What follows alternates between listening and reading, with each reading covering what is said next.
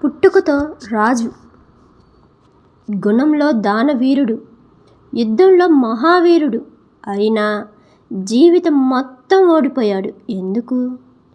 సూర్యభగవానుడి కొడుకు, కవచ కుండలాలతో పుట్టిన కర్ణుడు కురుక్షేత్రంలో అర్జునుడి చేతిలో చనిపోయాడు. ఎందుకు?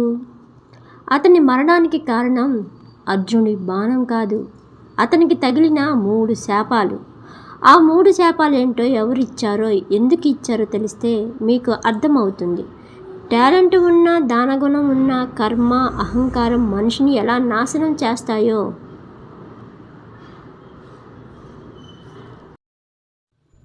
కుంతీదేవికి పెళ్ళి కాకముందే సూర్యభగవానుడి వల్ల కర్ణుడు పుట్టాడు. లోకనిందకు భయపడి ఆ పసివాణ్ణి గంగలో వదిలేసింది. ఒక సారథి అధిరథుడు రాధ పెంచుకున్నారు. అందుకే అందరూ సూతపుత్రుడు అని హేళన చేశారు. ద్రోణుడు కూడా అస్త్ర విద్య నేర్పలేదు. అప్పుడు కర్ణుడు పరశురాముడి దగ్గరికి వెళ్ళాడు. కానీ అక్కడ ఒక పెద్ద అబద్ధం చెప్పాడు. అక్కడి నుండి అతని పతనం మొదలైంది. కర్ణుడు పరశురాముడి దగ్గరికి వెళ్ళి, నేను బ్రాహ్మణ్ణి అని అబద్ధం చెప్పి బ్రహ్మాస్త్రంతో సహా అన్ని విద్యలు నేర్చుకున్నాడు. ఒకరోజు పరశురాముడు కర్ణుడి ఒడిలో తలపెట్టుకొని నిద్రపోతున్నాడు. అప్పుడు ఇంద్రుడు ఒక తేలు రూపంలో వచ్చి కర్ణుడి తొడను తొలిచేస్తాడు. రక్తం కారుతున్న గురువు నిద్రలేస్తాడని కర్ణుడు కదలకుండా భరించాడు. రక్తం తగిలి పరశురాముడు లేచి చూశాడు. ఇంత బాధను బ్రాహ్మణుడు భరించలేడు. నువ్వు క్షత్రియుడివి, నన్ను మోసం చేశావు అని తెలుసుకున్నాడు.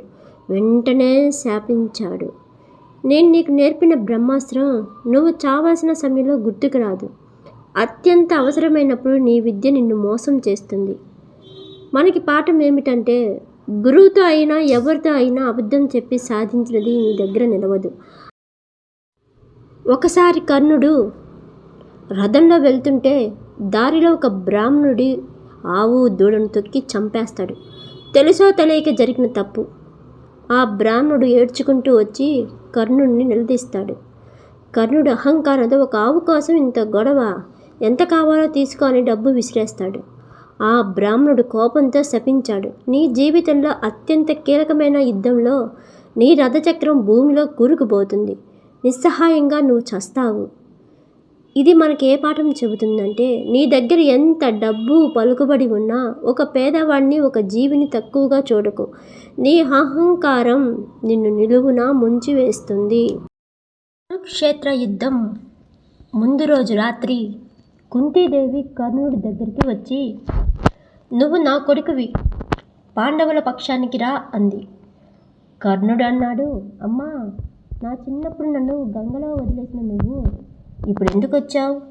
నన్ను సూత పుత్రుడు అని అవమానించినప్పుడు నాకు గౌరవం ఇచ్చింది దుర్యోధనుడు.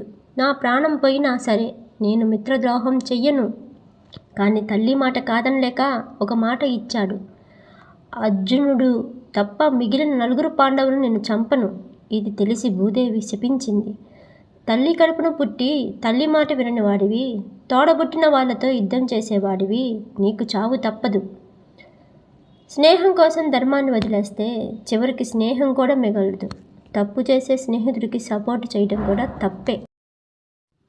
కురుక్షేత్రంలో 17వ రోజు యుద్ధం. కర్ణుడు, అర్జునుడు తలపడ్డారు. కర్ణుడు గెలుస్తున్నాడు.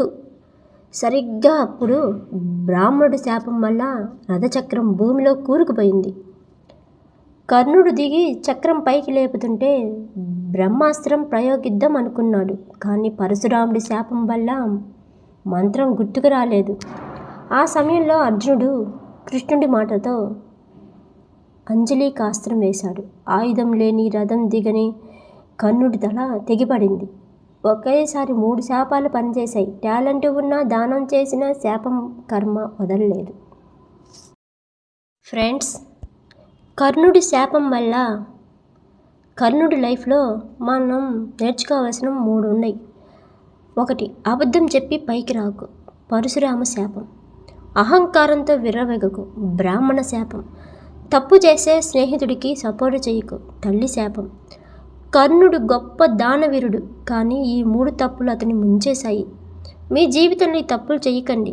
ఈ వీడియో నచ్చితే కర్ణుడి కోసం జై సూర్యపుత్ర అని కామెంట్ చేయండి. మీ స్నేహితులకు షేర్ చేయండి. ఇలాంటి పురాణ నిజాల కోసం సబ్స్క్రైబ్ చేయండి. నెక్స్ట్ వీడియోలో అభిమన్యుడి చావుకు అసలు కారణం ఎవరో చెబుతాను. జై హింద్.